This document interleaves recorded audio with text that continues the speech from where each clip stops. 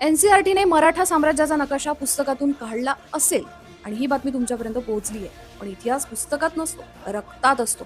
छत्रपती शिवाजी महाराजांनी जे साम्राज्य उभं केलं ते कुठल्याही पाठ्यपुस्तकाची मोताज नाहीये.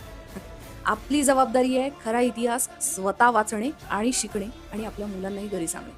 शिवचरित्रासारखे अनेक ग्रंथ आपण सांगू शकतो, बरोबर? पुढच्या पिढीला अभिमानाने सांगा की आम्ही मराठी आहोत.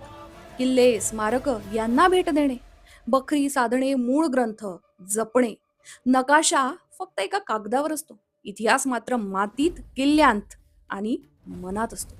हे साम्राज्य एका कागदावर नाही, आपल्या रक्तात आहे, मातीत आहे, श्वासात आहे. छत्रपती शिवाजी महाराजांची दृष्टी बघा. एका सामान्य मावळ्याला असामान्य बनवणारे महाराज, ज्यांनी डोंगरदऱ्यांमध्ये स्वराज्याचं स्वप्न पाहिलं आणि ते प्रत्यक्ष उतरवलं. रायगड ते अटके पार हे साम्राज्य केवळ तलवारीने नाही तर न्याय, नीती आणि माणुसकीने उभं राहिलं. बाजीराव पेशव्यांनीही एकही लढाई हरली नाही. इतिहासात असे फार कमी सेनापती झाले बरं. मराठ्यांचा झेंडा अटकेपर्यंत फडकवला तेव्हा सगळ्या हिंदुस्थानाने मराठ्यांचा दरारा अनुभवला. आपली जबाबदारी काय? तर वाचा, मूळ साधनं सांगा मुलांना, नातवंडांना, मित्रांना, नातेवाईकांना.